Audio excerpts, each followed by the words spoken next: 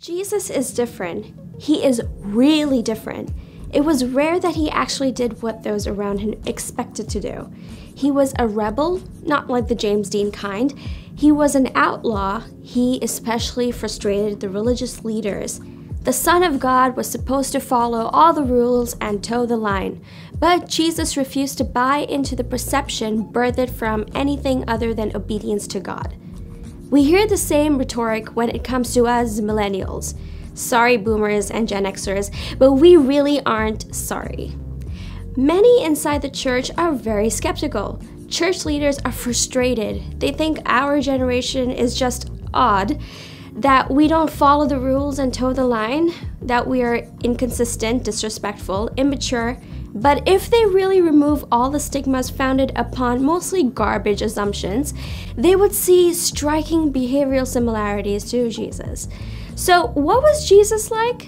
Do many of our millennial values parallel to those of Jesus? Well, yep. Let's look at 6 reasons why I think so. Jesus was impossible to categorize. Want to label Jesus, trying to fit him nicely into a group? Good luck with that. No one could get a firm grip on what squad Jesus fit into. So, you are the Son of God, but you rebuked religious leaders. You are from a poor family, but you claim to be the king. You are the king, but your kingdom is not of this earth. You say you will live forever, but you died on a cross. I'm convinced this is why Jesus frustrated the religious elite. Just pick a side, man. Stop saying you are religious when you eat dinner with tax collectors. Just when someone thought he belonged to one camp, he did something to completely refute it. When people in the world are unable to categorize or label someone, they get flustered and frustrated. This is the case with Jesus. This is the case with us millennials. People assume we're headed one way, then change gears. That we can't be trusted, that we're fickle and different. Maybe being hard to label is not such a bad thing. Jesus did not get caught up in politics. I'm going to say something that will probably bother many of you, but it needs to be said. Jesus was not concerned with politics. He did not believe his kingdom would be stretched to the ends of the earth by the government. Politics was never a value of Jesus. Sideways energy. On one occasion, Jesus was asked if he should pay taxes to Caesar, and he refused to take a political stand. His response? Give back to Caesar what is Caesar's. Give back to God what is God's. I bet whoever asked him this was like, oh, come on, Jesus, you're being silly. Why give to Rome when they blaspheme God and steal from God's people? We millennials get blasted, let's admit, because many of us refuse to take a political stance, but feel heavily about a cause. Now, let's be clear. Us millennials are involved in political world, but most are not taking sides.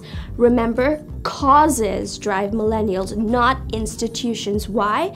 Causes. This frustrates traditionalists to no end. It especially frustrates those in church who believe faith is political. I'm tired of having conversations about politics in church settings. There are few things more perplexing than trying to politicize faith in Christ. When it comes to politics apathy, we're only following in the steps of Jesus. Jesus did not believe the answer to violence was more violence. Jesus' ideology of kingdom expansion had nothing to do with exertion of physical force, but we don't have an example of someone protecting Jesus through a physical assault. In Matthew 26, Peter grabs a sword and proceeds to chop off a dude's ear. Yes, finally we're going to get this party started. Take over the world with a sword. But Jesus crashes that party very quick, and this is how he responds. All who draw the sword will die by the sword, just like the plan to take over the world by brute force was over. You see, Jesus never saw the value in fighting the world with weapons. He came to bring a different ethos. Violence is not cured with more violence. That's all we have for you today this week. Join us in a week or so for the conclusion episode on Jesus and the millennials. Bye!